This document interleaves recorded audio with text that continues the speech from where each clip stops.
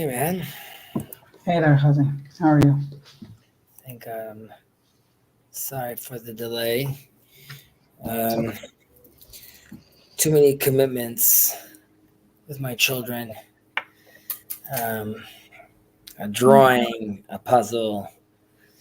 Well, Home. those are good commitments. Yeah, Good things yeah. to be played by. They're great commitments. Unfortunately, I was talking about this with my wife that like when they come home from school or when I get them early, I'm like, how was school? What's going on? Tell me about your day. And they're like, get out of here, dude. They're just like busy with their toys. And then when it's like bedtime in bed, hey Abba, can we be best friends? Can you tell me everything? Like, no, now is like it's not the time for that right now. So yeah, that they learn. And now and then you get these moments when they just really want to just and it's the right time. And they just want to talk and explore and you see like these real little people that are there and like a beautiful little mind developing. And that really is fantastic because there are times that are difficult, but they are amazing. How have you been? Um, Up and down. I mean, more down than up, but it's the kind of period that you do stuff not because you really feel like doing stuff, but because you kind of ought to. Yep, Um, I hear that. yeah. So And obviously there was I don't know, like if this is framing your context, I'm sure it is, but right, we had this horrible, devastating loss of these three captives, which it's also if obviously it would have been tremendous if we brought them home in one piece. There's also a level of like they were in a certain way they would have given like a validity also to like what we were doing, like again, like look, we actually got like people out like these many days in. I think the mother of one of the mother of one of the children that went to talk to the unit and like strengthen them, I think that is amazing. Like we say Mika Amcha Israel, right? Like it's just to see these powerful individuals. And again, as a nation, it's sad. The Torah very much believes in, um, or at least what I understand and what I've been taught, that during times of peace, it's v'chai bahem, right? You're really supposed to only participate in the Torah towards to magnify life, to live life. You're not supposed to be sacrificing yourself and giving of yourself because God wants you to participate in this world. However, during times of war, there is a sense where then you sort of it's not so much about the individual necessarily. Well, let me take a step back. Even the individual at that period of peacetime is he is being fully himself by recognizing how he wants to care for the other. And that's obviously we all want to be able to participate and care and pay it forward. However, during times of war, there is a sense where you become part of the collective and less about yourself, and that even means like giving yourself up for the collective, giving up your life for the collective. So this sounds this might be hard for people to hear, but in a certain sense, obviously you want to avoid war at all costs, but there is something horrible and beautiful at the same time, about it, and and and how different it is. I want to say from, let's say, teaching a child to give his life, as as a as a shaheed. How different are we raising our children with our, you know, narrative of this is also worth giving your life for? And you see these soldiers over here, and I know people like is one person's terrorist, another person's freedom fighter. Like I obviously know the difference, and we know the difference, but But when you want to shine a light on how beautiful that is, that these soldiers, they're heroes, and these women and these mothers that understand and are going to the other soldiers and saying, like, don't be too hard on yourself. Like, we know that wasn't your intention. I don't think the women get enough credit. These men, so many of these soldiers are out there for so many days, 70 days, and these women are home with their children. I mean, obviously there's plenty of women warrior soldiers out there and rah women. I didn't mean that in any way. But my only point is that I know it sounds like a cliche, like they're the spine, but really, these are righteous, fantastic women. Yeah. I mean, there's a lot to talk about, but since you brought it up, I think on the one hand, like when talking about the soldiers themselves in that situation, I mean, I can only dread at like the moment of realization of going through that. At the level of the army, that was a major mess up, right? Like and it is disturbing, right? Like to see that sort of thing happen, and because question the whole protocol. Yeah, you kind of have to assume that when you see something, it's usually the tip of the iceberg, because by definition, most of the things are not gonna come out, right? Like whatever it is that comes out in these sorts of situations is going to be what you can't really hide, and even for good reasons, right? Like there's a lot of reasons why at war, both for morale and for public relations and everything related to that, you don't publish things that you don't have to.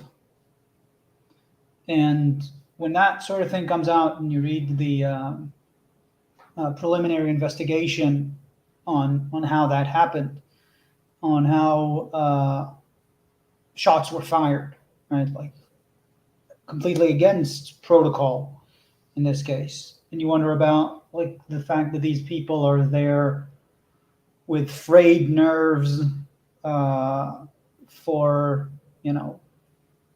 weeks and even sometimes over a month, right? I mean, just in a row, like without any refreshment. Because I don't think months. Like I don't think anyone has been there consecutively for 70 days.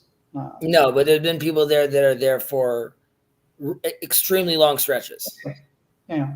So I'm saying, it could reach a month. Either way, war is war. We're less talking about like the amount of days that they're there. Point is like yes, nerves. Like the people that are there and how on edge they are, and how there are two preceding incidents that I think are relevant. One directly and one indirectly.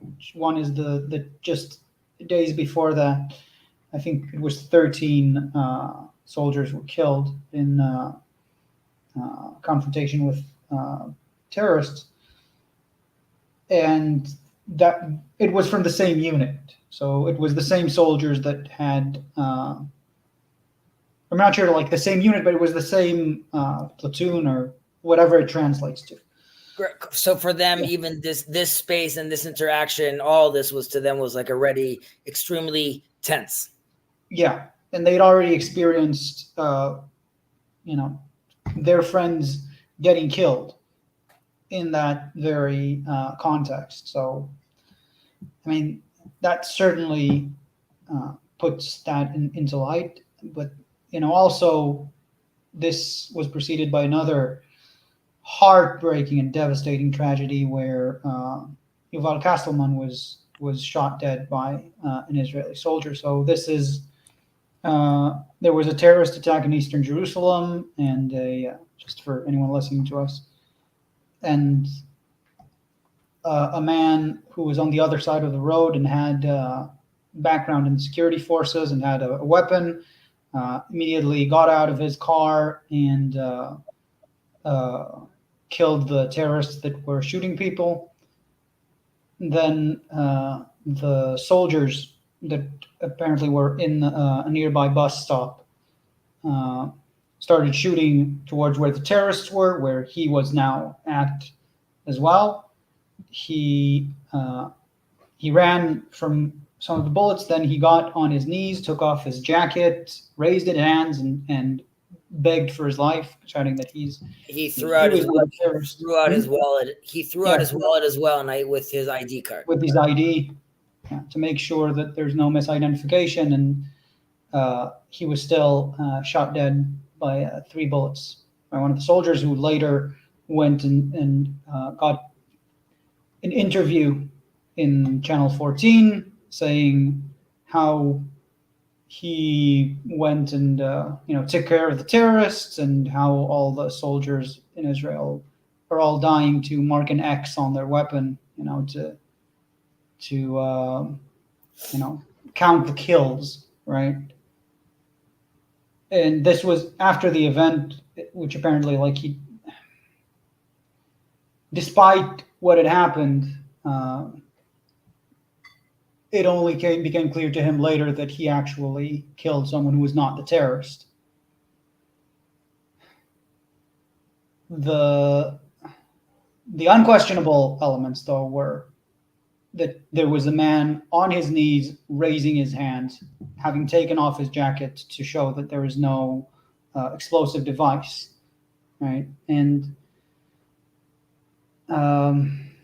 the case with the hostages also has some elements where the investigation shows that they were shirtless and were waving a white flag, and that were also signs, calling for help. But I don't think those are that relevant, because this is psychological warfare that Hamas is doing everywhere.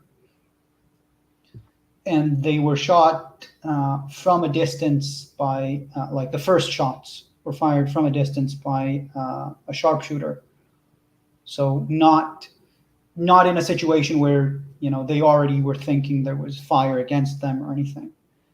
And those are very disturbing images, not because I'm saying these soldiers were necessarily, uncaring or did anything in ill intent, but there is something very off about an army that has, again, I don't want to stretch this to all of the army, but to the extent that it does stretch, that is an indication of something very, very deeply off. Is that true, though? Very disturbing. We don't know. I'm saying how you have many civilians in Israel that carry weapons. There's been many terrorist attacks that have been stopped, and lives have been saved because of these individuals. Many times it's not a cop necessarily, right? It's just a man with a gun. We don't have many. The stats are not very high in Israel where you have these, civilians necessarily getting shot. However, clearly there's a protocol, right? And obviously, if the man, like you just said, I don't think he had any ill intent, right?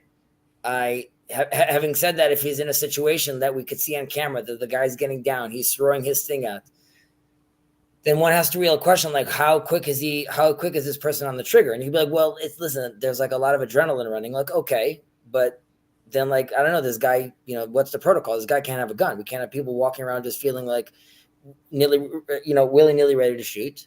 And the guy who shot Kasserman was a soldier. He shouldn't have been a soldier, right? That's if we're making that claim, because this is not we don't know.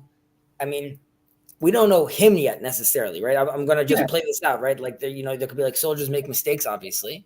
I just mean that this isn't in this case, the civilian with the weapon was the one who did save lives by taking out the terrorists. The issue was not this was.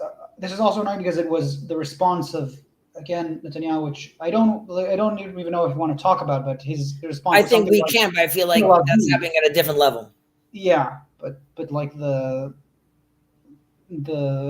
the thing is, like, this was framed as something about the question of whether we should give civilians more guns, which is a whole issue of how badly this is being done and how people from the ministry under Ben Gvir are saying, like, this, they're giving out guns like candy. But, like, that's not even the question. That's not even the framing.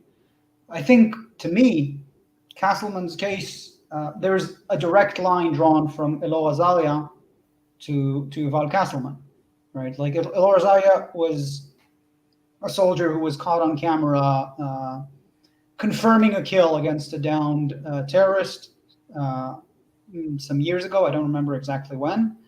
And when that happened, he was tried, but he was widely supported, like, made a political circus of by the right-wing politicians, by, like, basically all of the right wing, from Lieberman through Bennett to Netanyahu. Like, just to be fair, there is a spectrum there of people that were, let's say, rah Elor Azaria, to saying that clearly he should be tried, but like this, there's a difference though, and I think it's important, and maybe we'll disagree about this. What he did was, his actions were wrong, and because of that, he serves to be in jail. However, I do not equate him at all with the terrorist that he shot. Of course not. And I think there were conversations sort of, but like, look how murderous this is, and like, I think it's not. To me, like, that's not the point. I mean, we can agree on that and have a discussion where we agree, but to me, like, that's not really the point. The point is,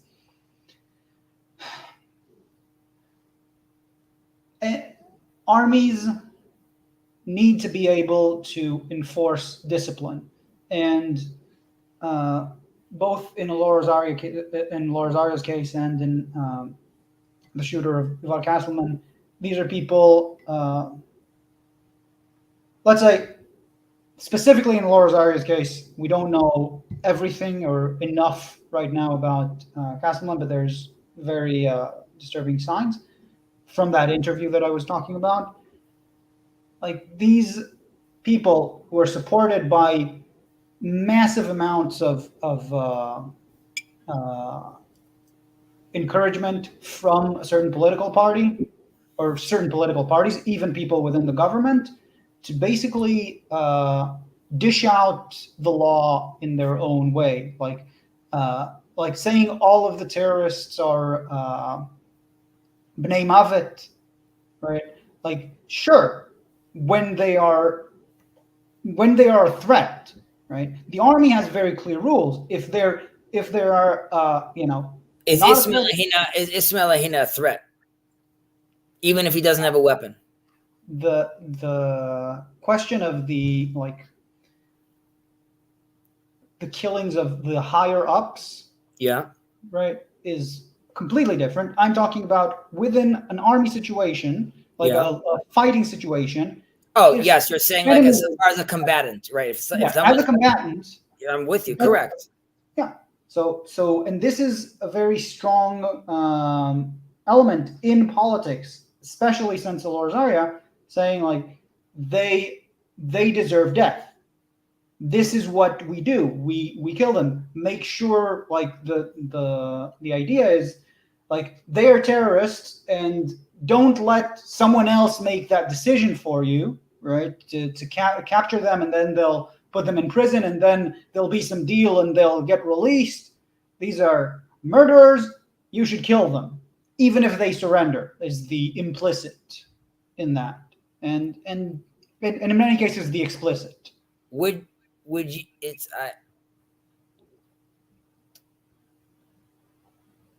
Your issue, though, isn't necessarily the fact that this murderer / terrorist is being killed. It isn't. That he's dying. I have no qualms with that. I have a qualm with, like, if you want to set a death penalty for terrorists, that's a decision that can be made by a country, right? But, like, it's not, if that hasn't been decided, and you say, like, I don't like that it's this way, so I'll take the law into my own hands. Right, but it's not the Wild West. Exactly. right? And So, when it's Wild West, that's a real problem, especially for an army that is a folk army like Israel's. so now giving the Kesselman example, right, where like this guy gets shot. Now, on one hand, and this is also in connection with, let's say, those photos that came out of all those terrorists in their underwear that Israel got like lambasted for. However, facts on the ground. They have hidden weapons before. There are different stuff on them. So now, arguably, you could say, let's say you don't see this interview on Channel 14, right? You could say, listen, I don't know. Did he think the guy had something on it? Now, again, you could be like, but he was speaking Hebrew and he threw his ID card. My point being is that, like, just because someone has his hands up, unfortunately, doesn't necessarily mean the situation's over. Didn't say it's over. I mean, there's a lot of things that you can do. One example, right? If someone, let's say, is holding their hands up and you're suspecting that they're still, ready to fight, you can, at the very least, try to fire at the lower part of their body, a single bullet rather than 3 bullets to their, torso and head. Like that, those are the idea that is, being promulgated. Like, these are monsters, right? And you should treat them with as much rage, hate. These are not things that should be. I know that that's like not being said directly, but I'm saying it's more than even been said, because I think that's why I was asking that previous question, which is like, they potentially are monsters and should be eradicated. Pause. As a society, we don't just kill people, and that's why there's a system of how something like this happens. That even someone like this, that in theory, right? Because the question is, we're saying right now, we're saying, like, the guy that's shooting this terrorist, again, through the system we have, he can't be going around shooting people that their hands are up. That doesn't mean, though, that at a certain level, this person isn't evil. I mean, I'm saying it's not necessarily. He definitely could, like, the quote unquote deserve, but like that's not. Again. Well, no, but that's the intention, though, because this person doesn't necessarily need to be painted as like. I just want to clarify that this isn't, let's say, Arab bad. Rather, this is terrorist evil, and then like, yes, terrorist is evil. Like, this is the person that like it's a very thin line between like, you should totally shoot him right now to don't shoot him.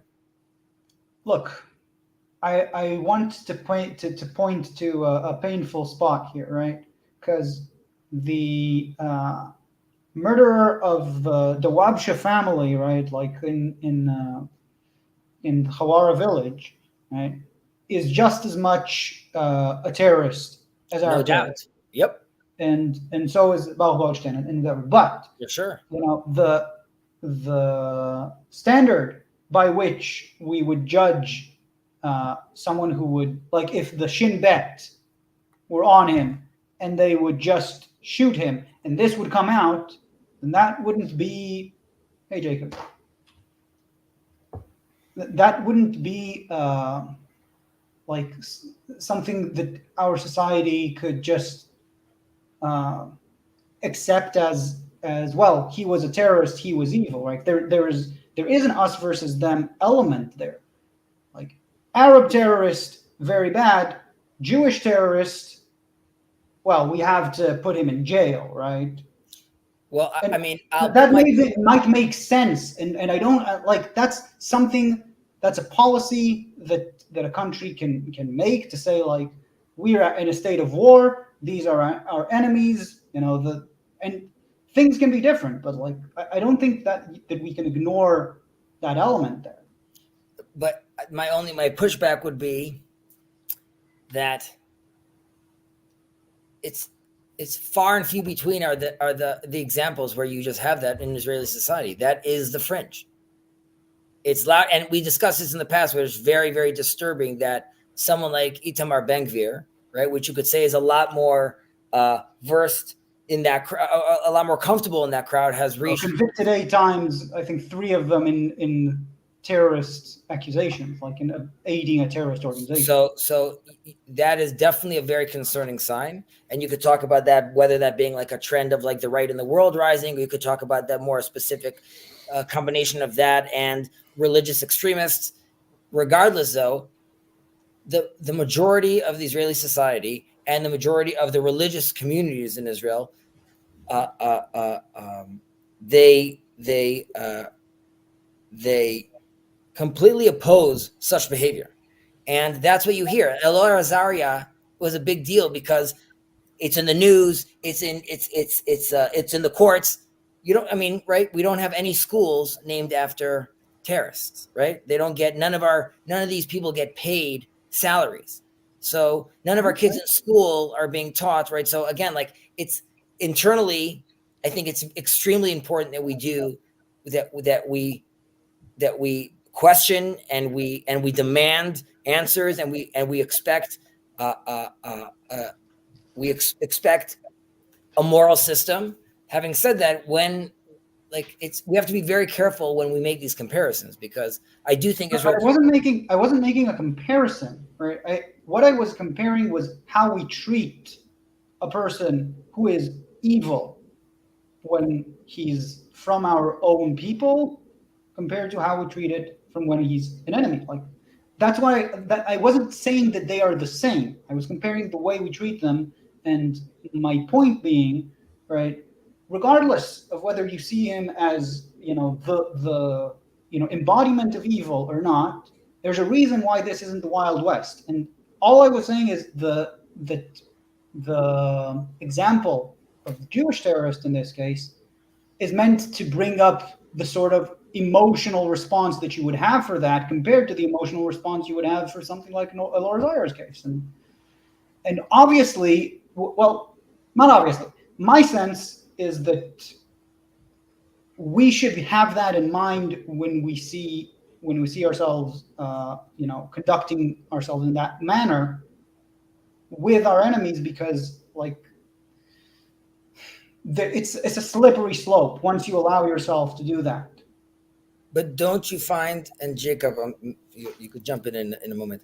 Don't you find though that generally speaking, what you hear, and obviously you might disagree, that the army does talk about constantly how it wants to be this moral army and its standards that it upholds for itself and how careful they are and all these things that they want for the Arab population and the Palestinian people. So like, while you could point out and saying like, look how problematic this was, or even go to the extreme and say, we're so down to potentially shoot someone, even if it's someone that's a redhead without his shirt on in the middle of Gaza, holding up a sign saying like, help me. Right now, again, we obviously know it's no Israeli soldiers holding up a gun laughing like, I'm going to kill this Jew right now, right? Like that's not the conversation that's happening. But then you're like, 1 second, okay, we know he didn't do that, but if it was just like an Arab walking around with his shirt out, shirt off, holding a sign saying OSS, would he wouldn't hear about it? That's my point. So my pushback on that is, do you really think that I started the stream by saying like, look at these heroes we have. Do you think these people, and with the social media that you have today, and everyone has a phone, do you think all these soldiers and your neighbors and your friends and these people that I talked to that I seen the weekend, no one would be telling me, yo, Chazi, it's crazy. We're just gunning down civilians. We're just like, have no idea.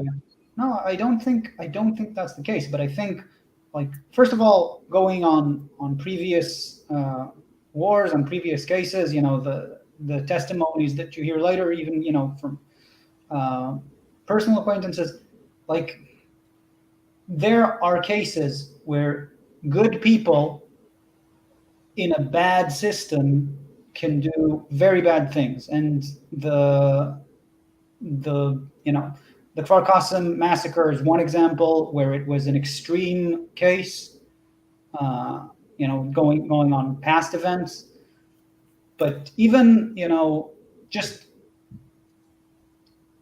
in the normal, day-to-day activities within war, the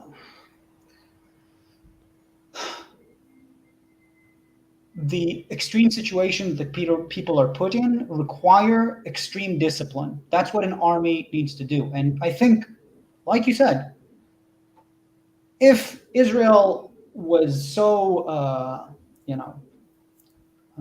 uncaring about civilian casualties, then we would see so much worse damage, to Gaza and to the civilians there. I don't think that's the case. I think like the potential for damage, if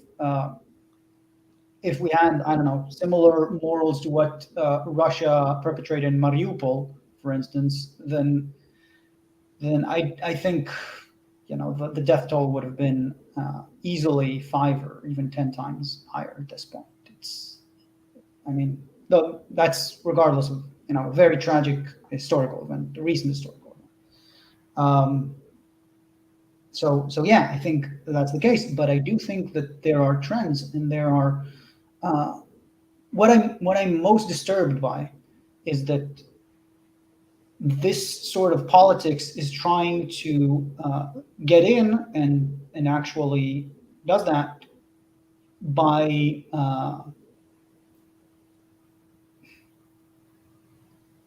subverting the very foundations of what it needs in order to be an effective army. And this can lead to the killing of the hostages. This can lead to friendly fire instances that have also, in all of the wars in history, have been plentiful, right? Like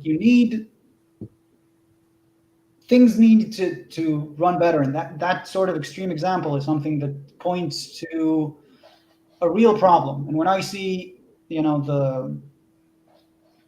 the sort of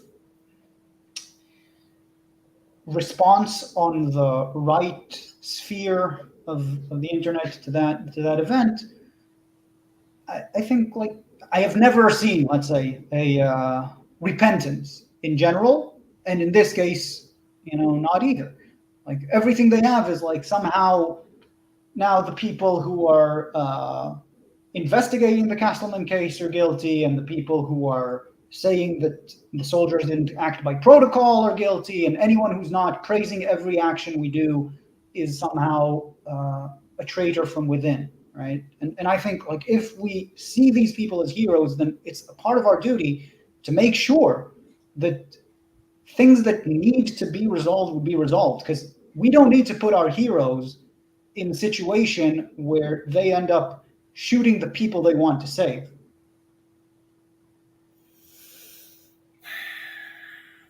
Yakubim.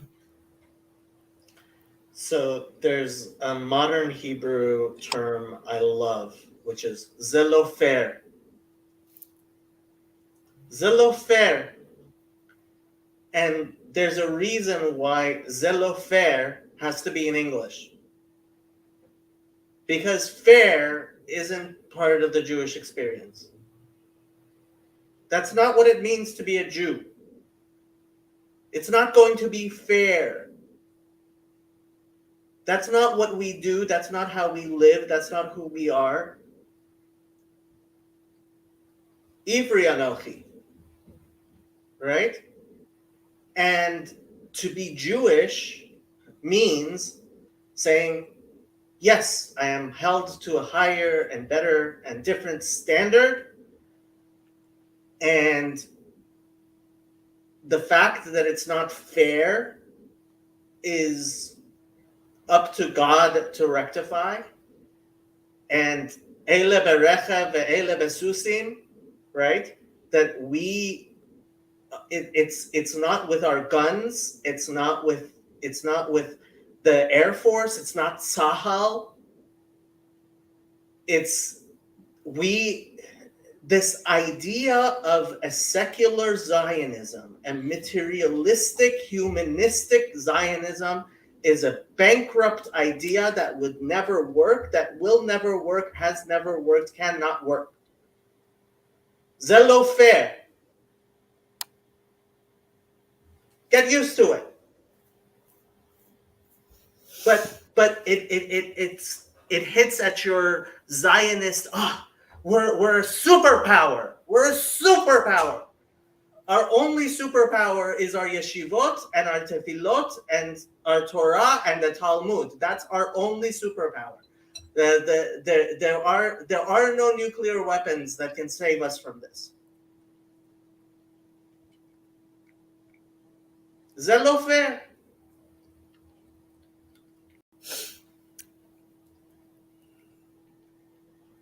I'm happy you're here, Jacob. Oh, sorry. Go ahead. We discussed this a bit on the server, and I'm not sure like how much like we want to get into this and how to sort of like manage this three-way dialogue. Well, let's say like this, because obviously the fact that both Gilad and I live in Israel, right? I think we both know where we're sitting on that. And I mean, Gilad and I discussed this a little.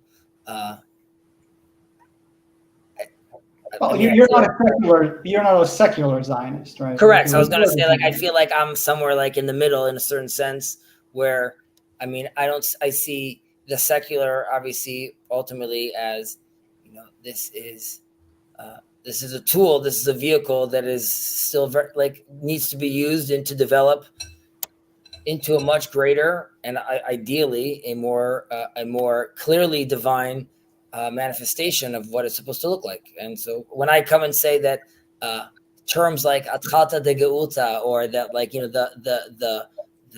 the holiness of the nation of Israel, I have no problem also taking that in the context of you know, the Gemara talking about the kingdom of the Hasmoneans was 200 years. Because there's something about respecting the concept of the kingdom. That doesn't mean we don't have a tremendous amount of criticism on the house of Hashmonai, and how horrible it was that the priests took the crown of Kahuna and mixed it together with the crown of Malchut, and you had completely devastating results. One, you had completely horrible leadership because they did not know how to run a political system. And two, you had a loss of identity, religious identity, because you had this mixture going on. And you could see elements of that today. And I definitely have a lot of blame towards, there's blame enough to go around everywhere. But my point being, Jacob, that if you're looking for someone to come and say, like, no, Israel's perfect, of course not. And no, but Chazi, my question, when people ask me what should the people in Gaza do, I tell them honestly that if I were a human being living in Gaza with children, I would take my children and I would leave, because a piece of land is not worth my life. And I say that as somebody who knew Kobe Mandel's father. Jacob, that's fine. So you know what? Like, you know, we could go all the way to saying dismantle all the settlements, but you're not we're in 2020, almost 2024. The people are living over here. So we have to talk, you know, have a mission statement going towards the future. And when I think of the mission statement that Rashi gives calling Shema Yisrael, part of that mission statement ultimately comes back to us being in this land. To me, that sounds like probably the right direction. That doesn't mean it manifests as the Haredim are going to hope. That doesn't mean it's necessarily going to manifest how the seculars are going to hope. But being in the land where the story's happening, that's to me like pointing north. And you and I have had this discussion about maybe we are too early. I definitely don't want to be too late. Why? I just want to jump in, just to say that I'm not sure, like, if this is the discussion, I'm not sure if I really have a place in it. So let's not have this. We could let's. I mean, I'm okay with it. Okay with it, but I want to just go ahead. Gilad, my question is the same to you. Like, why?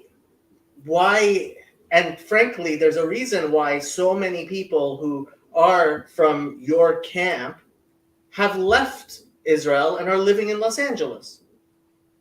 Yeah. And the question, but like I said to Chazi, right? Yeah, and I think this is something you might disagree with me on, and I think a lot of people tend to have your opinion. But I can say is that, like, my Zionism, right? I don't call myself a Zionist. I was born here. No, I mean, I was born here. and the things that I care about, the ways that I can do the most good that I can perceive, right? The manner in which I can contribute the most I can to this world in my life are here at the moment. That may change, right? And I've spoken to Chazi in our first conversation that, you know, if and when I may have kids, I might go like, well, you know, this isn't a place where I want to raise my kids. I don't know. I don't have kids at the moment. But like for now, the reason that I'm here is not because of, and that's why I think like I don't know if I have a place in this discussion, because I don't look at it in the framing of like the ideas that could have been a better idea, but as a practical thing, like what happens now? I'm here, Israel is here. What is the best outcome I can think of? What is the best direction to move forward? And we talked about it in the server that I don't see like the disappearance of Israel as something that would be positive. Like there are 10 million people here in Israel and plus the region, and I don't think it would stop the wars. And I don't think like that would. I don't see any way in which that's a good thing.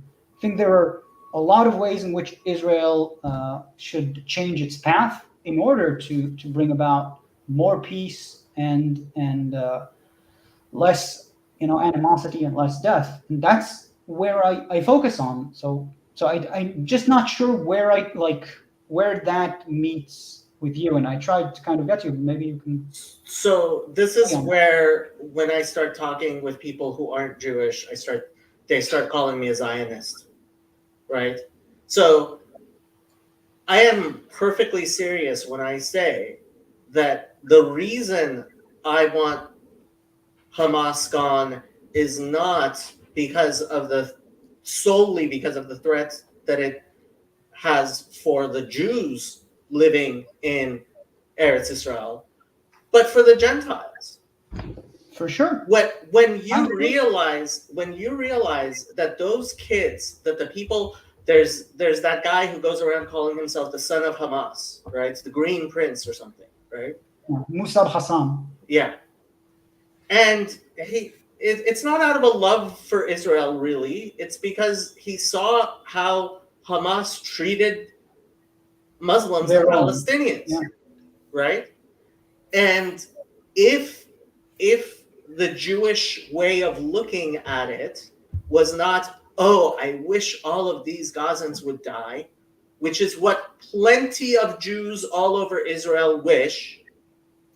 That's just not true. More than comfort. Disappear. Wait.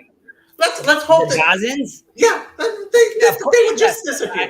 Yes, they would I just think they would disappear. want that problem Millions of people should just No. disappear. If they could snap a finger, and millions of people could just disappear. Just to sort of mediate between the two of you, I think that is looking at like opinion polls now, you would see a peak in that, like a very sharp rise.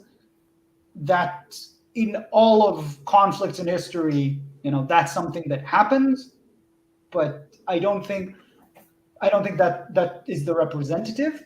But like I said with Chazi, the fact that Ben Gvir and Smotrich together have 14 mandates, which sum up to 12% of the counted votes, and that the Likud party is getting as massive support as it is, that is, I agree with you that is far more people than I would consider comfortable with, that actually have these sorts of genocidal ambitions and even like the way they talk about it. So not only like hidden. Large numbers of Jews will talk about Palestinians being Amalek. They will. large numbers. Even Bibi Netanyahu that spoke about Amalek, right, did not speak about the Palestinian people being Amalek. He also didn't talk about the Gazans being Amalek. He spoke about Hamas being Amalek, and we could talk about how that's still a wrong term. He's a buffoon. He shouldn't be prime minister. It's all good.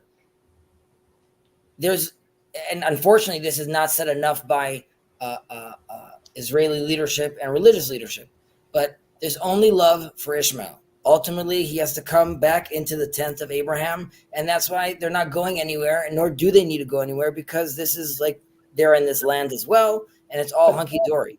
But Chazi, like I hear you, and I believe you, but like my question is, because when you represent that, like your end of the spectrum, and like obviously you don't agree with Ben-Gvir and Smotrich, but I mean, obviously, agree that there are some people that have Jacob's opinion, because in any country there are some people that would have, correct. That some people. Like the question that I think is relevant here is how large is this phenomenon, and I'm not sure, like, whether I have the correct estimation of it or you do, because you seem to be saying that it's less than I think, and I seem to be, pushing it further. I mean, to me, it's much, much, much more than I would consider.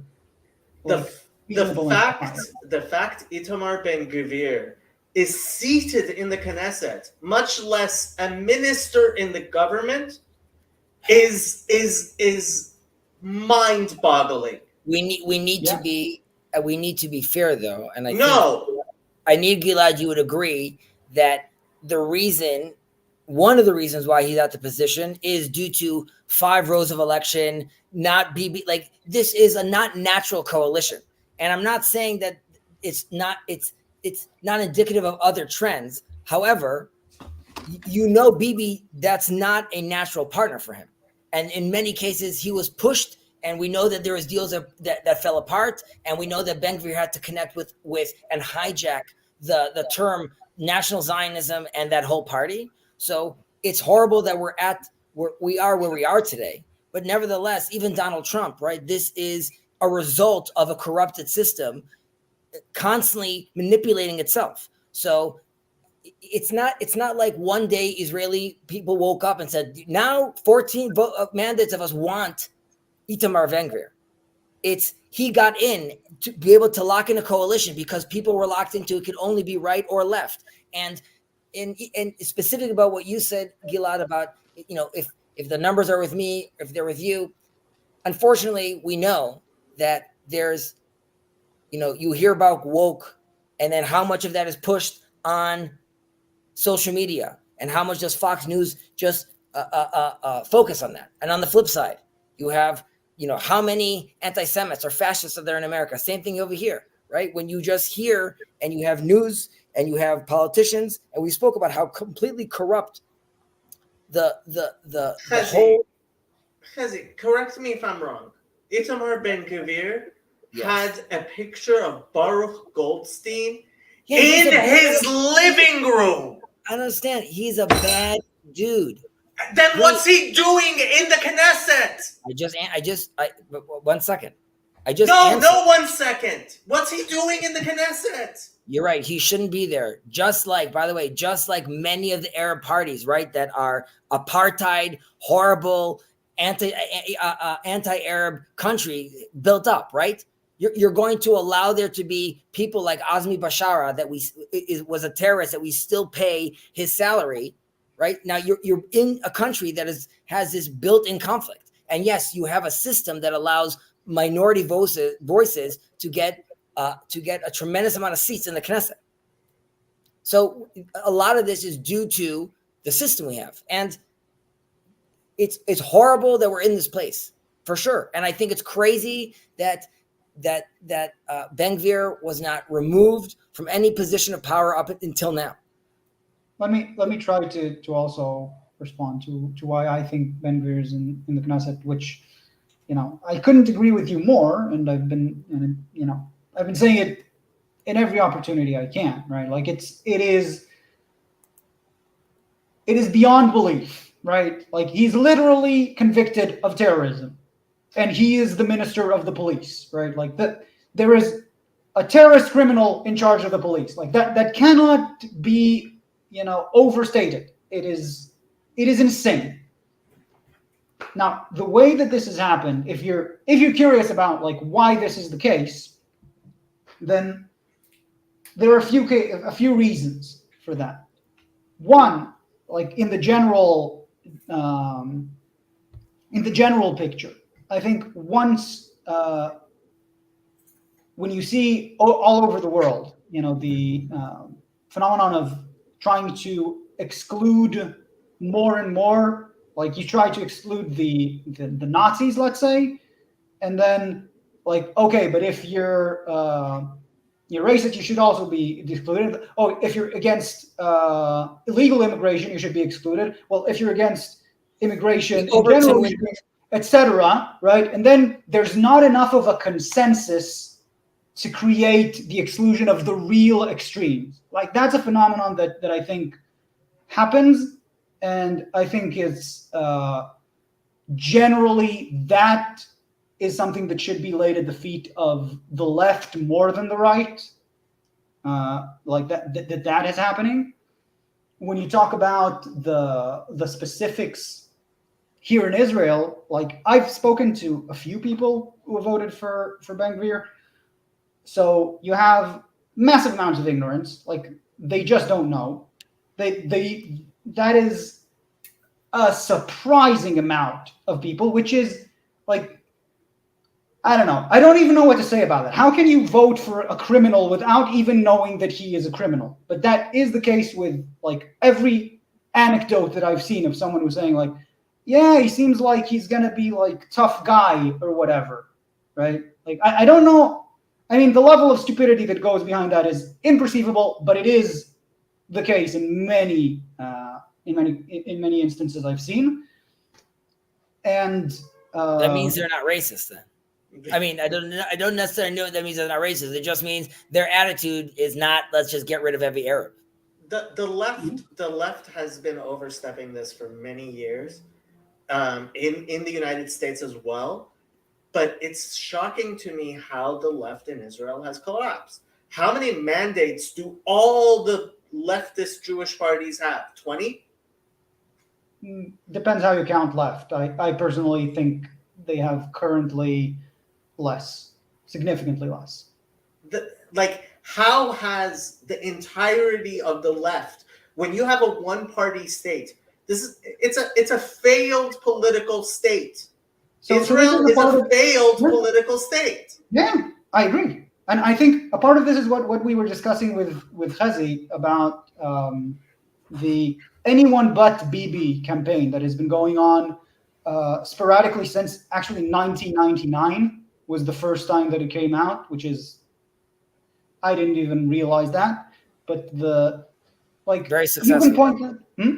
Very successful so far. Yeah, very successful so far. And the issue I have, like, again, the only people I can really criticize are the people that I'm closer to, and that's why I have so much criticism to the left. Like, I think if I had to dish out blame, I think the right is more to blame because, right, it's in charge. It is doing the things, right? It is promoting the policy. But the way I see it, right, there's two elements to that. One is, you could say, a sort of, which is the bad part, moral bankruptcy that is common, I think, to all of like the humanist movements all over the world that just traded in actual values that people fought and died for moral relativism, basically, and that has been frustrating to no end to see happening.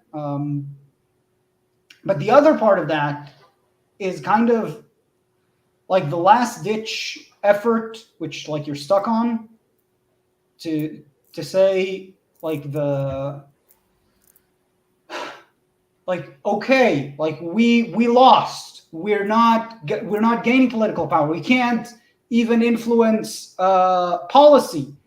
But this thing, like what's going on, exemplified or embodied by this politician, like, you have to at least, give us the bit of sanity. You can see that this is untenable. This is going to lead us to disaster. And I think like that attempt, I can see where it's coming from. Like, I think the intention, I feel it myself, and I would be willing to get behind it. I just think it's like the worst strategy to actually get it done.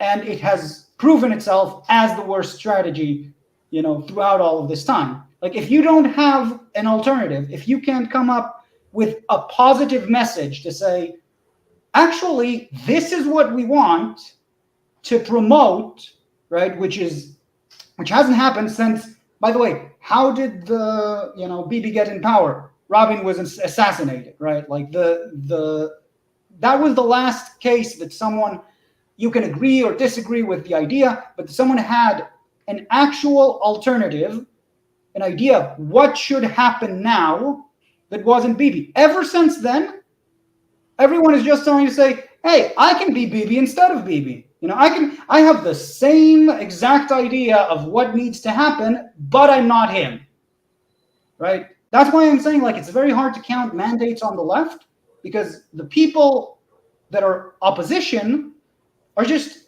more of the same intention and policy, just saying why don't I get to be in power now? I have to go. Just one final thing. If you don't have a vision like Gilad is talking about for the future, which the left doesn't in Israel and really doesn't in the United States either, ever since I actually think it comes from the fact that that the Soviet Union collapsed and the left realized, oh, we were wrong, and they haven't reformed. You're not going to be able to do anything, get anything done. We have to go back to having a positive vision, and that does not mean that everybody who wants to go back and take a look at where things were in the 1940s and 50s and restart from there, or there's something on the left. There's a reason I called myself a conservative for so long, and I've basically stopped doing that because I thought, hey, I look at what the left's doing and it's obviously wrong, so I must be a conservative. No, I'm not a conservative. I just realized that the left has to recognize defeat, just like the Gazans need to recognize defeat, just like the Zionists need to, recognizing defeat and moving on is really, really important. And there are too many people who just want to keep on fighting rather than being accepting, hey, we lost this one. I'm going to take it from, I'm taking the ball from where it is and I'm trying to move it forward. Too much of, no, we have to keep on going the way we were. And I have to go. Bye. Have fun, guys. Bye, Jacob. I was wondering as he got on, I'm like, how is this going to play out? It was pretty good. I think we survived his wrath. You're on mute. I can't hear you. Sorry. Yeah. I think it's okay. I was not worried so much about Jacob's wrath, but just like I said about the conversation taking a theological turn, which I think is. I mean, we don't have to go too deep into that, but I obviously, as he's giving that dichotomy of left and right, and my right wing, because you and I also discussed about would you be considered left compared to left in America? Because right, so right, you're more like you said, more capitalist. That's why the Soviet Union, I think, has less. Its fall has less to do with, let's say, the way you see Israel's left manifesting here. But it relates both to Jacob and I think to the state of Israel. But ultimately, I think all this undergirding all of this are theological undercurrents, and That's why, and that theology can manifest. I think for us to be able to jive together, right? It's either I'm expecting you to have some sort of epiphany, or on the flip side, at the very least, I'm trying to serve up to you a version of religion that somehow seems appealing to modern day secular Jews, and ideally also manifest then to the world. So I very much think, that's a lot of the tension with Jewish and democratic. That's the tension of all this land, right? The Palestinians. So to me, there's no avoiding that. And going back to what Jacob said about a lot of people on the left end up leaving the country. And I totally understand that if the security of one's child, but we have our famous song, Ein li eretz acheret, gam im admati bo'eret, right? I have no other country, even if the land I'm on is on fire. And again, you could look at that being like, well, isn't that intense to teach a little kid?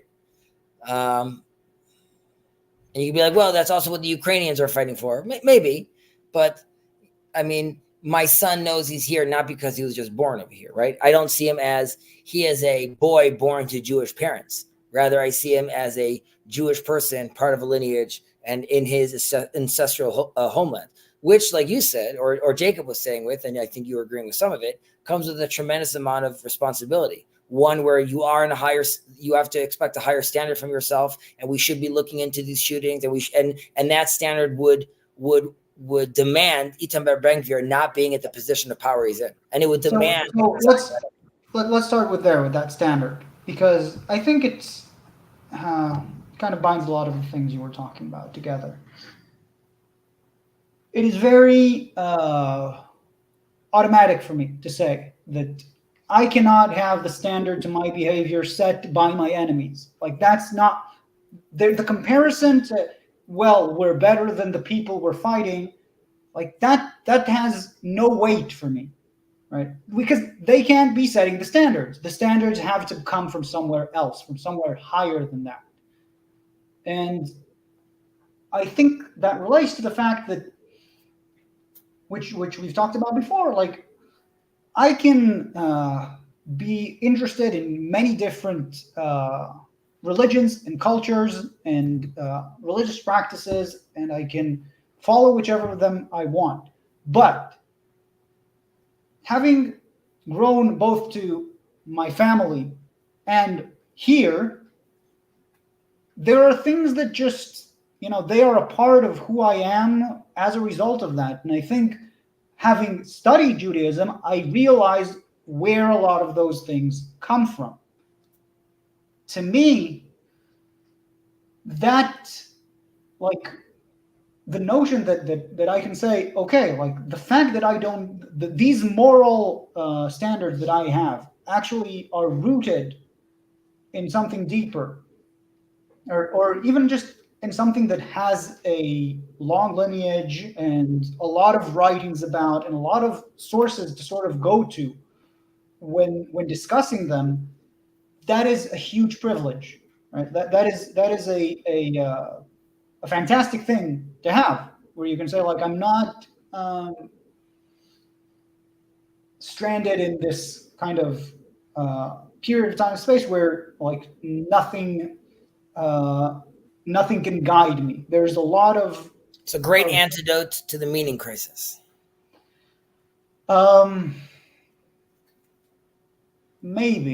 Maybe. I don't know if I want to frame it that way. All right. I think, right. Good thing I said. Yeah. I mean, I don't think, because I do want to stress the point. You were asking me recently, when was the last time I was in a synagogue, right? And on the private, not on our conversation. You were asking when was the last time, and I don't really remember. It was someone's bar mitzvah at some point. It was definitely years ago, and I was thinking what would that take for me to go to a Beit Knesset, and I've been to a Beit Knesset, and every time I was there, like, and this relates to something John Vervaeke talks about a lot, which I think is unique and very important for this little corner, and not discussed enough. That there are people, and I feel like I'm one of those people, for whom a return to religion is not livable. You can talk about it, you can like consider it, and I really did, like, after our chat then.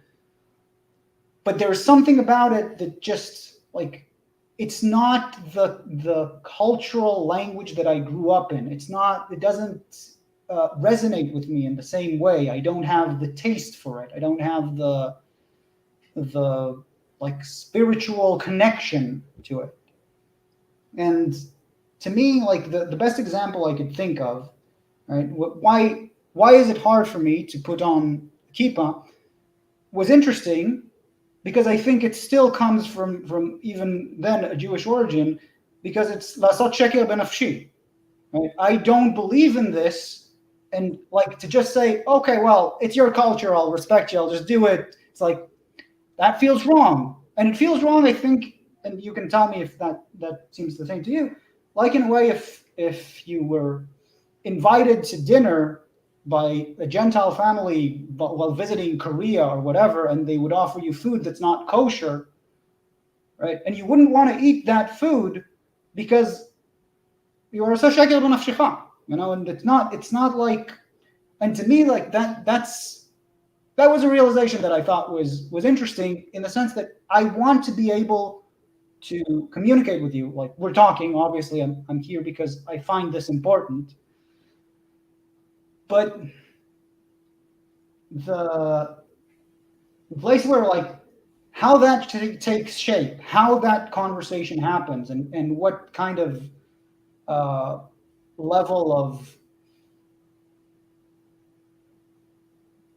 how to phrase it, like how much the form of that, the actual practices, the halacha of that, if you want, is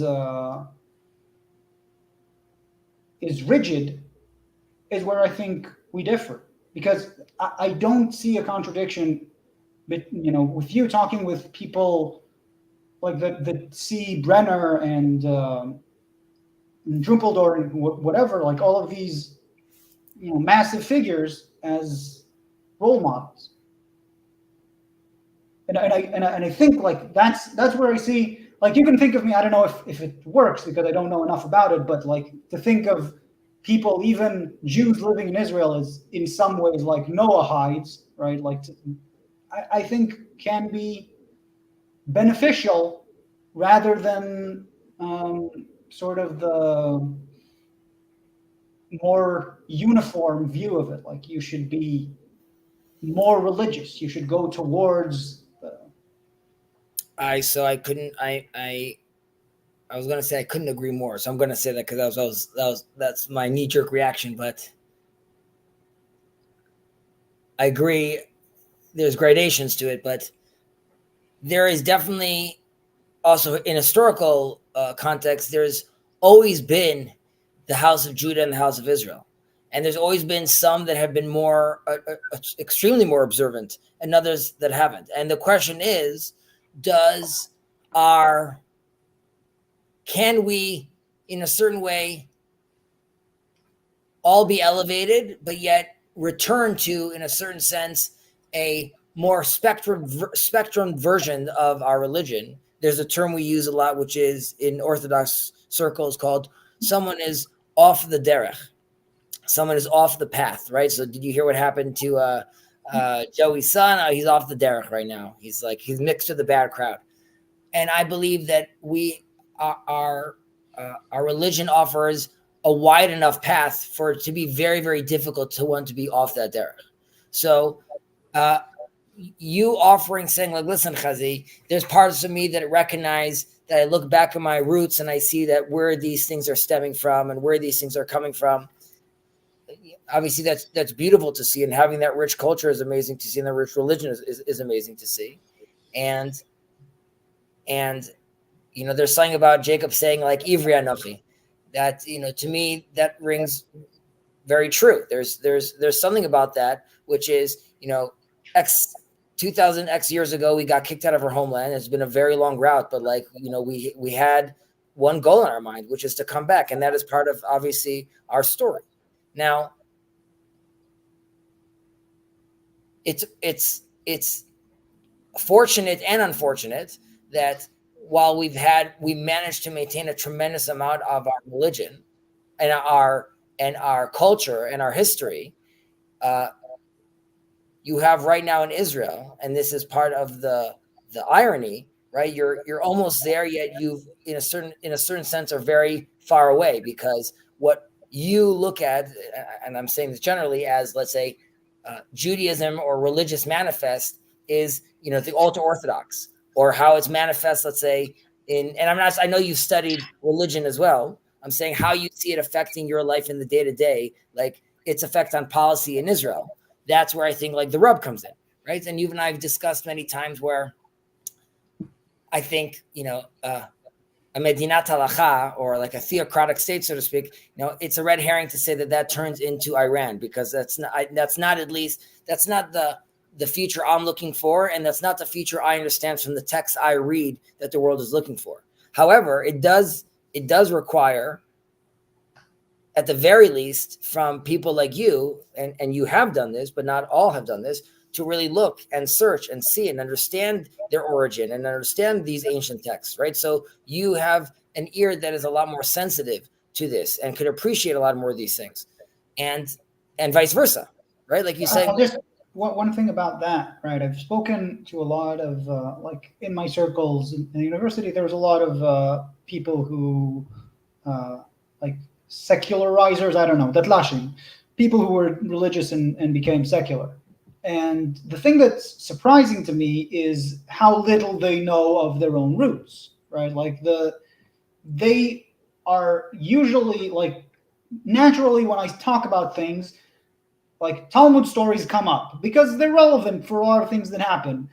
And the chance that someone who was religious knows of these Talmud stories is next to zero. Like, they just look at me and like, where do you get that from, right? Like, and to me, like, I don't know what to make of it.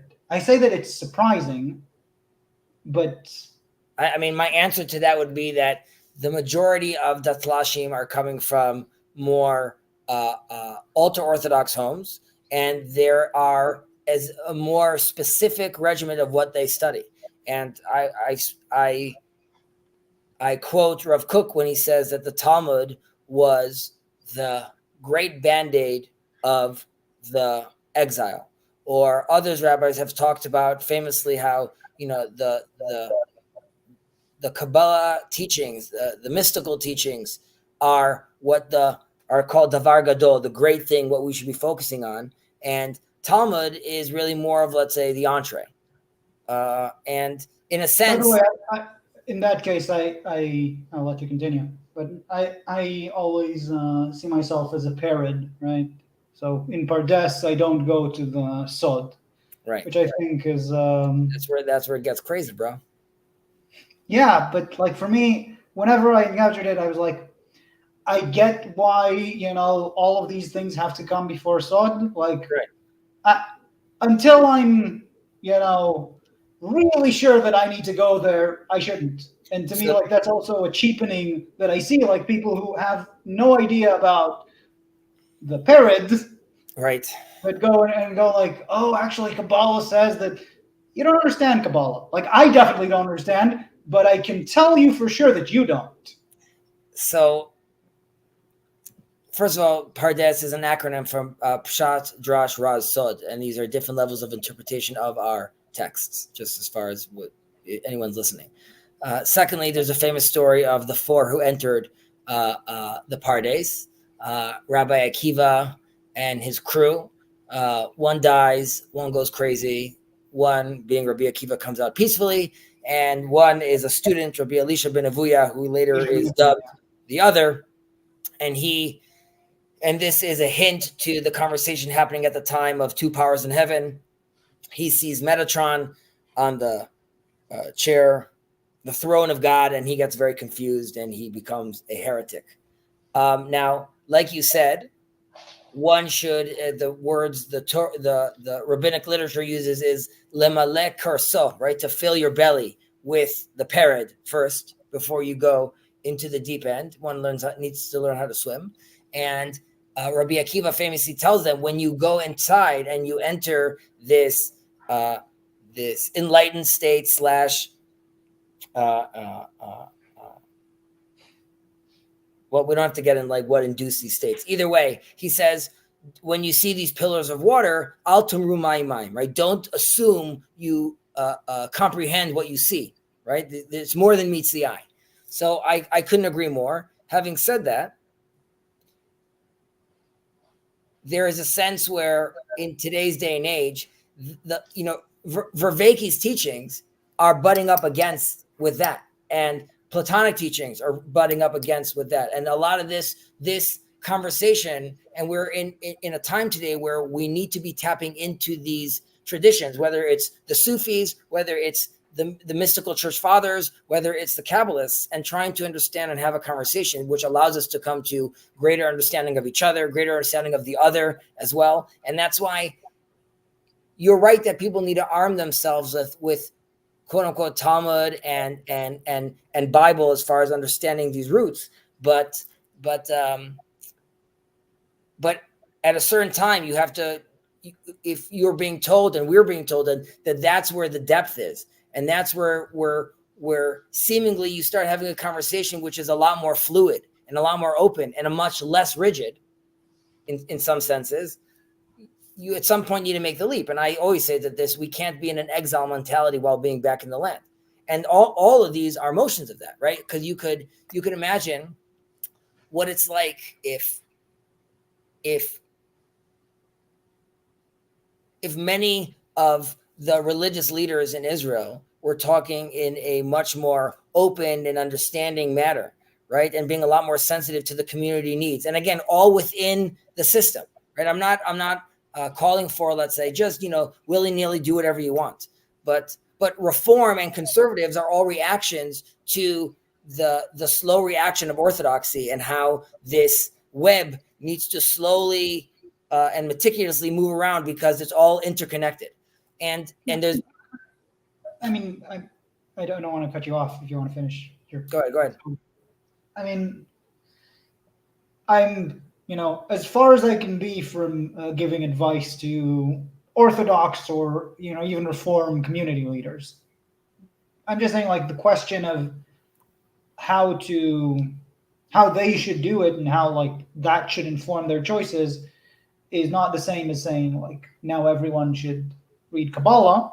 And I think, like, even when we talk about Vervaeke, like, I get all of his work about psychedelics and stuff, but I don't want to do psychedelics, right? I can practice meditation, and that is, a sort of much like slower path towards wherever you want to go. And I think that is a practice that's been useful for me. But there's also an element that I see is it's like ever since the American 1960s, right? Like the psychedelic revolution, there's something about it that's I think fetishism in a deep way. Like even the research, the latest research into psychedelics shows that without a proper framing and a proper guidance, Right. and everything, it can be more harm than good. Like we said, there's three other outcomes in that story of the parties, right? Yeah. None of them are necessarily desirable. You could argue that the heretic really opened up his eyes, but I agree. I agree with you. And also this is not an invitation for everyone to go and become a hermit, right? And sit in their room and now just get lost in the different spheres. Right. Having said that, there's something about these teachings, right? That Jung talks about how the Megan Numerists, right, like predated a lot of his teachings, where going to a therapist and being able to recognize who you are and have a discussion about your ego, all of those are things that I believe, the Bible is already alluding to. And over many, many years, we try to find the language and the psychotechnology of how to bring these things out. So I'm definitely not telling like people to get on the psychedelic train. However, I'm saying that at some point you need to take your face out of the book and actually start manifesting and living and doing. And I just wanted to say something. Okay, go ahead. Just about what you said about the Noahide movement, right? So it's interesting that the Rambam makes a distinction between someone that keeps the 7 Noahide laws because of his just intellect, as in recognizing and tapping into, let's say, what he believes to be moral, and one who does so because he believes that this ultimately stems from Moses, even if it predates Moses. The idea that it stems from the lawgiver and the law being God's law, right? And in a certain sense, we don't have to get into like the actual halachic breakdown and consensus in the end. But initially, Rambam says that you're only considered a Ben Noach if you do so with the recognition that this comes from Moses. There are other people with different opinions. Now, and then there's a conversation with Bnei Noach, which is you could elect to take on more responsibilities if you want to. And that varies with how much that is and what they could do. I do agree with you that is a model that I believe was and should be again reinstated in a certain sense in Israel itself and to Jews around the world itself, which is off the bat, we don't keep all the 613. Some are relevant to priests, some are relevant to women, right? They're not all for me to do. And then there's the ones that I don't get to do anyways because I can't do them because are the time and space we live in today. And then there's the things that all of us pick and choose ultimately. And one wants to strive and do, but even the ones that pick and choose because we're humans, I'm still part of the congregation. I don't get kicked out of the synagogue. I don't get spit on. I don't get called like my daughter could still marry his son.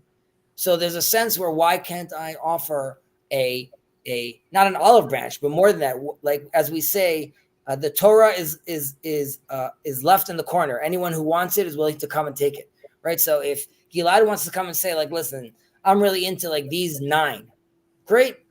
You know what I mean? Like, good on you, dude. And that's a spectrum and a conversation, which I definitely think, and people should recognize and have a conversation. There's a writer called Yoav Sorek who he was quite influential in the Makor Rishon newspaper, and he decided, he's a religious person, and he decided to observant person, and he decided to remove his kippah, his skull cap. He doesn't wear it anymore. And the reason he does so is a statement to say that I don't think we should be recognized anymore in Israelis as like, oh, he's religious because he has that, and he's not observant because he doesn't have that. Rather, that we should all be seeing each other as observant on some sort of spectrum. So I very much resonate with that, and I definitely think that should be a conversation. It's scary for people to have. There's an article, I don't remember who the writer is ever, but there's an article about the difference between a conversation of rights to a conversation of identities, where the author is talking about like conversation of rights only ends in compromise. Like I stay me, you stay you, and it's really costly to go to war. So let's do what, kind of works enough for each of us. And that's that. And there's a conversation of identities, which means I put on the table like the depths of my, soul of who I am, of my position in the world, and you can do the same, and we can actually have a dialogue. And from that dialogue, what's going to come out is different from what came in. And the thing about a conversation of identities that he talks about is like you generally shouldn't do it willy-nilly because, right, if you're entering from that place and the other side is entering from a forceful place, let's say, or from anywhere that's not like reciprocating that, like there is just as much chance that something would die from that interaction than that something would be born. And this comes back to the video you sent me of a rabbi that you're close to, Uri Shirky, yeah. Oh yeah, I forgot we could still discuss that, I guess. Yeah, maybe for next time. But yeah, go on. Yeah, if you need to go, then probably we should go. Not yet, like soon, but go on, please continue. So it was an interview where he was talking about this organization that was a protest organization from the Reserve Army people protesting against the government actions. And then as the war started, they became what they call a civil war room, and they've been trying to basically create all of the logistic structure to provide for all of the lackings that the country like couldn't provide, from military equipment to units up to evacuating people in settlements that were in danger, to providing them with their necessities. And like I volunteered in there. It was a very impressive operation. And you sent me this interview to show something like that. You said that this is someone you're close to. You generally agree with his points. Well, just to clarify, I don't have a political relationship with him. I have specifically the relationship which is like I am very into the Torah he teaches, and I'm into the Noahide movement that he oversees. Yeah. So it's not like I don't have my conversations with him or about him are never political. Okay. However, he's been vocal in this current war, and then yes, I sent you like that interview. Yeah. So I'm not trying he is not like, I'm not trying to say anything about him. I don't know him, and I don't feel that he's like the issue, but as a vehicle to talk about the problem that I see. So my impression, speaking with you, is that we can both realize that we are coming short of the truth, right? If we're both here and the truth is somewhere there, right, then if we leave a conversation going this way or even going this way, then that's great. But if we try to just convince each other of something, like that means I'm trying to pull you here, or you're trying to pull me there, and the truth sort of loses out, right? We definitely, if you're trying to convince someone in a conversation, you're not getting closer to truth. You might be pulling him up or something, but like you're not moving, right? At least your intention is not. And what I saw in that interview is that sort of approach. Like he went to a meeting with these people that he deeply disagrees with, and he was saying like it's like judo. You need to use their power against them. And he was saying, well, in politics. What? In politics. He didn't qualify it. I'm just when he was saying like that's how he was treating it. He was treating it as politics, and the notion was, right, oh, so they're doing these. I'm giving a few examples just to give the layout for people listening. So they're doing these very impressive things, but it's for an ulterior motive. He said it's secondary. The interviewer said maybe it's their main motive. Only the political thing. He said that he is poser otam lachalutin, so completely sees them as illegitimate. But even when you completely see them as illegitimate, you should not completely exclude them, because that somehow gives them power. And eventually he said about the leader of this organization, so he was willing not to wear the shirt because he wanted something early. So maybe he could be harnessed to agendas that I am more connected to somehow. That's exactly who I feel like. Why should I this is war, right? This was a meeting specifically designed to create dialogue. Immediately after that meeting, going out and saying actually I was there to do judo with them, and then to be fair, I mean, what he said was that they came out with a statement about something that happened there that didn't actually happen, and then he's like, once they said that, then I came out saying okay, if we're gonna play it that way, then these are my thoughts, right? He came and said we got to this agreement that we're only gonna make major decisions like with a consensus. And he's like, when that discussion never happened. First of all, like I told you, that was the one point where I agreed with him, and I think it's just a bad thing to do. I know what they were referring to, and like the phrasing was, one of the rabbis there said, "What I can tell you is that this dosanut, we won't abide by that anymore, right?" So, like, I think that's one guy saying one thing that could have been interpreted as a sort of peace thing, and then, like, even in the sense of like the other side, I think it's a stupid thing to come out with. Like, you didn't agree that, and you shouldn't have said it. You and I talk about this though, and I guess the sentiment that I guess I was trying to show you in that video when you and I speak in the past, and you said, like, when we're trying to like bridge that gap or talk and understand where we're coming from, what he was saying, and obviously you and I disagree about this, but he feels like the other side wasn't accepting the rules of the game, right? He comes and says, like, ultimately, now you and I have gone back and forth about this, about saying, like, where when it comes to this level and the game is not being played that way anymore, and you see what they're doing. So I totally hear you. I'm just saying, but that is where he's coming from. He's saying, like, a big part of that is coming from, I could only play with you, like you just said, if you're going to be if you're going to play by the rules. And like you said, there's going to go both ways. But that's his real sense. His real sense is that there is a game being played over here, which has alternative motives. And put aside that the interviewee, not the interviewee, the host over there. It was like she was bananas, and very emotional. It's sad for me a little, because I do think he is actually someone that is very open-minded and very, very engaging, and has a much more universal outlook.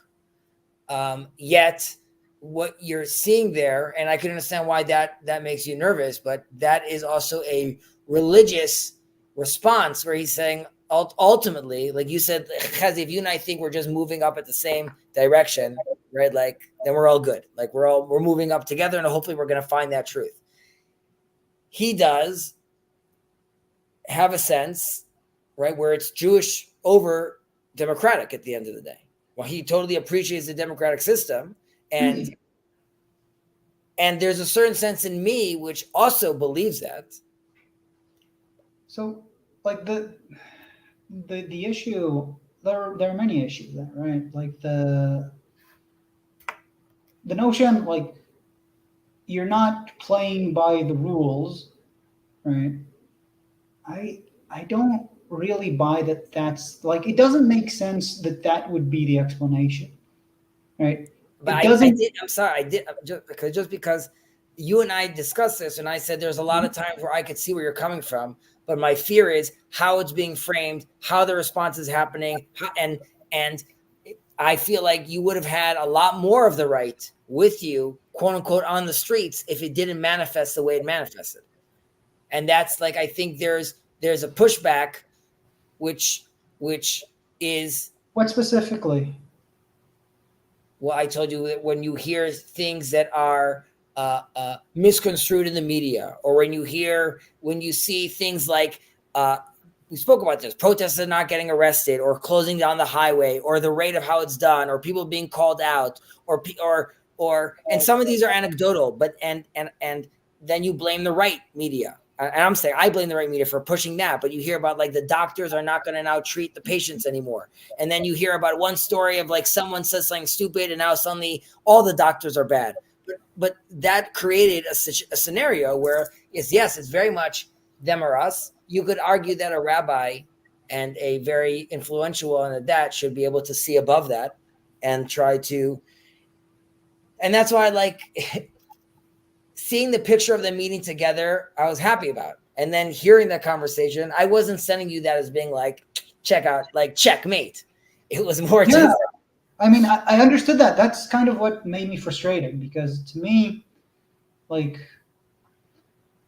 there is what I got from it. Like I said, I don't think it's just all of those elements, like not playing the game right, the way it manifested. Like the undertone of the whole interaction was, a very combative one, and one that does not, like you said, posel chalutin is a very strong term. Like, are they Nazis? What do you mean posel chalutin? But I would say, like, no. So he's saying, I posel chalutin, I completely reject their vision, which you could be like, the way he interprets what their vision is or how they want to go about it, that I would still say I don't think he rejects them at all as human beings. I don't think he belittles them as their soul. And I think I'm positive he loves them and has them in a very high regard as far as who they are. I say that genuinely. What?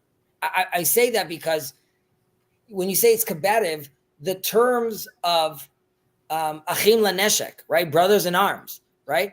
And the term of when you hear that, and this is not all, but like the terms used on ultra orthodox, or like, enemies, or blood sucking people, or like there are terms that are being used which are horrible on, and it's not about whataboutism, but like on both sides, which I'm with you, but like to come and say, like, to use that term, you're right. It's they shouldn't use that term, but like that goes about everyone. And if we're going to use that, then like, I don't even know how we, like, I agree with you. You're right. We shouldn't use that term, but the waters are so dirtied. And like we talk about the Israel-Palestine, like war crime. Great. So America does a war crime, and Ukraine does a war crime, and Russia does a war crime, and England does a war crime, and everyone does war crime. So is it called a war crime anymore? And it's not like my higher standard. You bombed Fallujah. You did this. So I don't know. I did the knock. I told them to go. Am I not, like, at this point, like the high standard? Be like, no, like there's another level to that. So yes, you're right. The rabbi should have gone in, and he has the crown of Torah on his head. And ideally he would have seen through and come out with a more positive message. So to me, that sort of reminds me of the story of, I don't remember which rabbi it was, but the rabbi and the ugly man, right? Like he comes out of his tower, and his mind was crude from studying Torah so much. This like dato ita gasalav. Right. And he sees this man walking near him when he's on his mount, on his donkey, and he says, "Hey, is everyone from your village as ugly as you?" Right? And then this guy is saying, "Oh, well, you should ask the craftsman that made me." Right. And then this rabbi is completely, whitening. His face turns white. He gets off his donkey and he asks for forgiveness, and the ugly man is like, "Not until you ask this guy." And he goes to all of the, he follows him, begs for forgiveness, and the people in the city, when they reach the city, are going like, "Yeah, stop, stop teasing him, just forgive him," right? It's like he's a good man, and like, don't hold this grudge or something, and that's sort of the end of that story. But to me, like, there's a sense in which, like, I feel that from the religious world constantly, like, what they have to say to me is everyone in your village as ugly as you, right? Like the sense that, like, there's in this case, like we're talking about, these are people who did amazing things with no consideration to who is it being done for. Like, there was nothing about it that was like, we will take care of our own or whatever, or of the people. Many of the people, because it's the South and it's Sderot and Ofakim, many of the people they help were calling them traitors and anarchists and whatever names were applied to them, like moments before that, right? And like that's, to me, right, there's a certain respect that is due to that was not given. By the way, like, definitely on his end, and he should have said a lot more about, like, a lot more than just like, he gave them like the 1 minute of, they did a lot of stuff and it's nice to see they did work, but like there should have been a lot more love there. And even when Jacob goes to meet Esau, right? There's prayer and there's preparation for battle, but there's also doron, there's gifts, and there's like, so just even at the tactical level, like it's a shame that that's not happening. However, when I hear you say, like, moments ago they were calling them like, anarchists, and the 40% of the religious soldiers that have died in this current battle, right? Like the soldiers they're fighting because of the Jewish element of the state, and they're dying for these people that were also calling them not traitors but fascists, or like anyone over there that was quote unquote voting right, also was called out like seen as the other.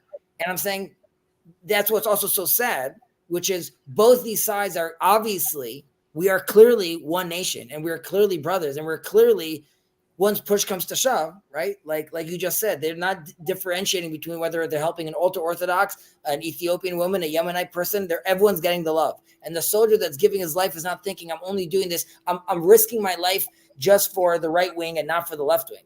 But like, well, look, there's two elements to that, and I think they apply for both, right? There's the element of the tribe uniting against a common enemy. Like an external enemy comes and the two tribes stop fighting and unite. Like historically, it's what happens. And like, I don't think it's something to be disregarded. And I think like the level of willingness to contribute in any way is not something trivial, and it's not something that would happen anywhere else, in these levels. And we talked about it. But like when you put it down like to politics, right? Like there is a sense that, right, when you see some willingness to go and say like, actually, let's have a dialogue, right? And I think Brothers in Arms did like more than you could expect from them in this situation, to say like, we're meeting with those people that we were fighting against. And I definitely don't think it was ideal, right? But like, all things considered, I think a very courageous gesture. He did say that before October 7th, there was no place for dialogue. And he said that he's been in like different conversations and meetings like that they tried to have in the past. And he did say that at the very least that this is, I mean, we also have to take a step back and say, we have to be real with ourselves. There was a tremendous amount of tension that was built up over 9 months, 10 months. You have this war, and now you have this meeting, right? So you could be like, we're both like, why wasn't it more productive? But it could be that like, and we hope that the next 2, 3, 4, 5 meetings will be more productive. And like, we're right now calling it as this one. And I'm saying, you're right. But I'll try to focus my point, because I think I've strayed a bit from the, like what I find most disturbing relevant about it. And that's that I would like to have a conversation, if a conversation is possible, right? If someone needs to be more than one person, but like I'm talking about like the grander level. And I think this example of Uri Shirky is relevant because he's more influential than Chazi, right? He's in a higher position. People, listen to him, look up to him. And to me, like, it was very disparaging to see, right, like, that even if I can talk to you, the people, right, like one level up in terms of influential like the influence they have, right, it's already like, oh, actually, we're just fighting, and the purpose is to harness people like Gilad to do what we want, because we know what needs to happen. And like, it's all about you know, getting what our agendas are. It's not about like dialogue. It's not about Getting what I missed. getting our agendas through. So like you're saying like a very Machiavellian attitude about it. Let's just get it done. The idea like that for me is like I can totally relate with someone who's saying, you know, I really think that I'm onto something, but I have the humility to say that I need the, like, if you want to frame it religiously, the kingdom of Israel in order to see things as they are, right? Like to actually reach the truth. And maybe like, because we're close to finish, it's something I wanted to say for a few meetings, that you had this complaint about Gilad Kariv putting the two pictures of the scope of the Declaration of Independence near to the Book of Torah. And I was, the thing that bothered me about that when I thought about it later, that, you know, you had a problem with it, it's like, if it were God in the other picture, I'm with you. But it wasn't. It was a Torah book. And which represents yeah. But no, it represents religiosity. And religiosity is not God. No. That's my point here. But right? Like, maybe it does, maybe we disagree on what it represents, but let's say in my interpretation, like that's where I think a lot of the animosity comes from. Because when I see a lot of the talk in more religious circles, it seems to me like they're conflating the derech, the religiosity, the path to get closer to God, as God. Like that is the highest thing. It can't be the highest thing. That's idolatry.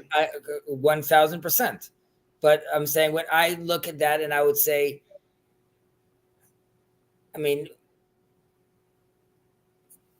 also in it's the circles I'm in, while I'm not saying what you're saying isn't foreign to me it's not, it's very clear that, you know, that represents the word of God, right? It's a holy script that we've studied and memorized and learned. I'm saying it represents God's will, right? We recognize what God's wisdom is in the world, and we see that through the term Elohim, and we also understand God's will through His words that He given us, and through his these interpretations over the years. So I agree with you that it becomes very problematic where it's the inverse of Lo Bashamayim, right? Why it's so beautiful, that beautiful tractate in Gemara, the Talmud, about how ultimately the rabbis say, you know, the Torah, the heavens are for God, and the Torah was given to us. And the idea is that this is ours to now play with in co-creation with God. Like we said, like what God allows Adam to name the animals,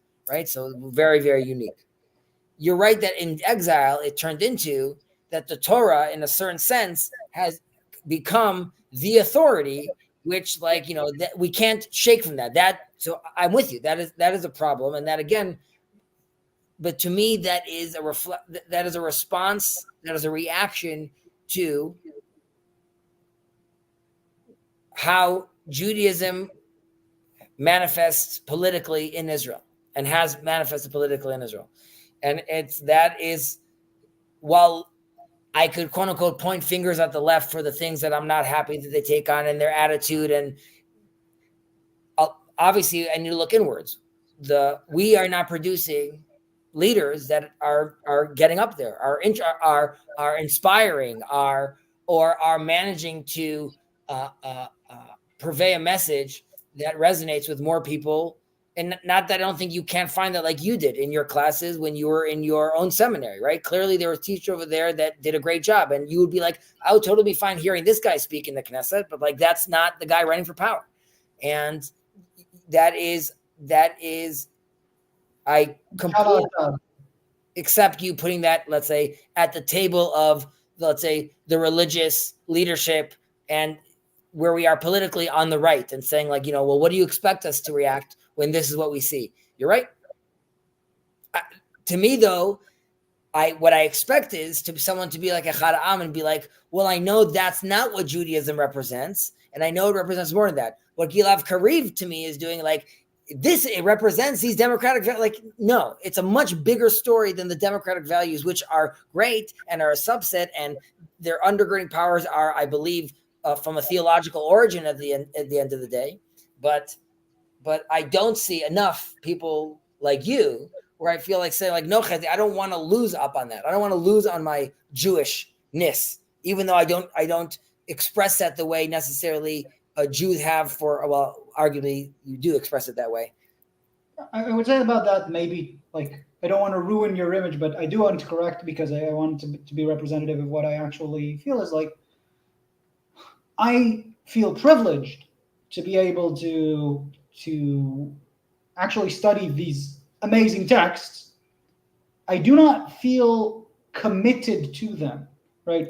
Okay. I'm definitely committed to the Ten Commandments. I think most So of you are. Western society, right? Like, correct. We're all in the game already. So like, yeah. And that's but like when they tell me, when I read Masechet Sotah, and it says about, like we talked about it, what you should do to a woman that's suspected of, cheating on her husband, and I say, like, like, it's not interesting for me. It's not an inspiring text. It doesn't inform my life, and I wouldn't, like, have the the ability to act better having now read that and followed its orders, right? So for me, I don't know if, like, that's right to put it there, but that's what I always saw as the difference between secular Judaism, that is, like, scholarly or learned, let's say, is better than scholarly, to religious, to the religious approach, which is, like, we are committed to this. Like Leibowitz said, if Chazal said read a phone book, I would read a phone book. So while I understand and I'm sensitive to that sentiment, right, of the kol asher yerucha lo tasur yaminu small, right? Like, there's attitude of, like, this is what you got to do, and obviously, like, that is held up against the Christians in a certain sense of, like, there's no way, like, JC came down because, like, our system was, like, really, stick within the lines. However, again, that is certain interpretations. I'm not saying it's a minority, but, like, I'm saying that's not all interpretations are that way, and I would say that even texts about an adulterous woman, there is something to be learned over there that I believe that you could even find value in today. Like I'm saying, in those teachings, and again, it depends on what level you want to be exploring and interpreting these texts. But if the point is there's some things that are no longer relevant, sure. Are there some things that are not only no longer relevant, but maybe, like, they require an update to become, like, like a lot more relevant and potentially a lot more influential? Also true. And this is also a state that, I don't know, religious people don't say enough. Like, we are not living the ideal right now. This is all, like, we're in this default mode. Like, this isn't what it's the model looks like, right? We had a temple. There was different practices. So, like, now, when you say committed, I feel committed to make a blessing before I eat, right? But it's not of my, using the term, like, fear of God, I'm going to be punished from the man in the sky. It's the recognition of, like, when I hold this apple and the work that was entailed to get this food. And you could look at it from, like, a modern perspective of, like, the farmer and the business and the cleaning, but also just the fact that these things have been created, that I have taste buds, that makes me feel compelled to recognize my creator, how terrified I am, and how honored I feel and blessed I feel that I could be participating in this. And you'd be like, right, that's just my mindfulness app also tells me to do those things. So I don't have a mindfulness app. So am I committed to it? I'm committed to it, just like you're committed on, like, as far as you're saying, being a good citizen or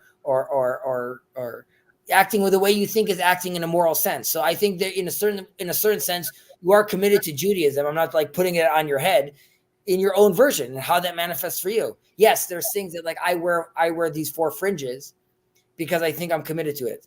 I also have the understanding of I'm wearing a turtleneck right now that doesn't have 4 fringes on it. So I really don't have to have it on.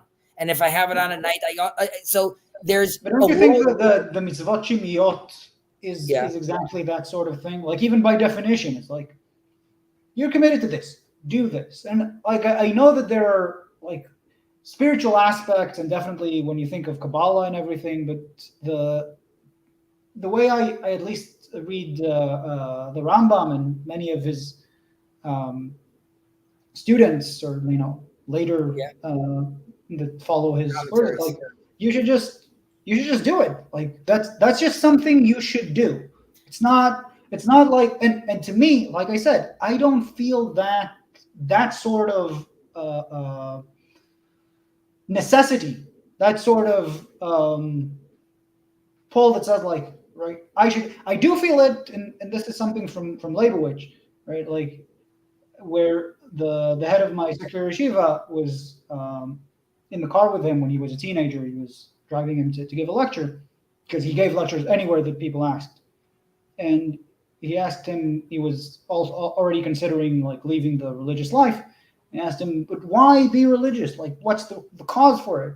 So Leibowitz told him, like, there's a demand that you follow 613 laws. And he said, demand by whom? What do you mean? Leibowitz said, like, is there a demand for you to be a good person? He said, yes. The same way.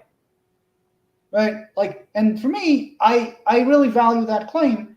And especially in the sense that, like, I don't feel it, and there isn't an argument to be made.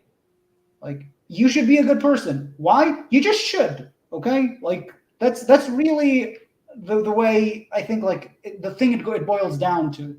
It's not a falsifiable thing. It's not. Right. So I agree. And arguably you would say that Judaism was a great iOS system of doing the right thing and living a good life for many, many, many years. Yeah, And I think like many Judaism, as well as other traditions that some Yep. better, some Yep. worse. And more than that, I feel like while I have like a eschatological vision, which ultimately, whether the world is full of Noahides or there's recognition in God, right? I still think there's an interest. God is interested in the house of prayer for all nations. While there's uniformity, there's still an interest of the other cultures, right? This is all part of one tapestry. And it's very important for me to see how the East and how the Romans and how the Italians and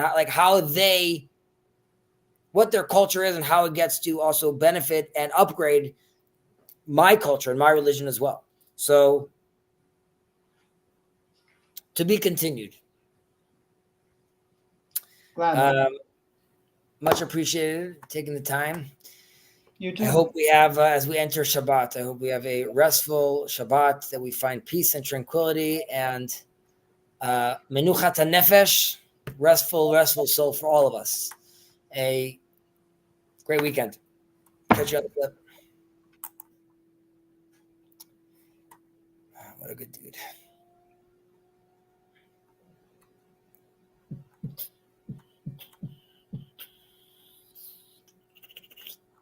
Oh, wow. Look at all these comments. Sorry. I see comments over here. Oh, wow. Even Paul is here. True but strange. I don't even know what we're talking about anymore at this point. Andrew, what's going on? I hope all is well. Keeping those comments going. Nathaniel, hello, sir. Father Eric, hopefully we kept you entertained. I see you're still here, so I guess we did a good job. Very nice. Emma, hello and goodbye. Sandy, shalom. Ben C. Laying some good, interesting wisdom over here. And Parky, minty, fresh, mug, root beer. Okay, good luck with that. All right. See you guys later.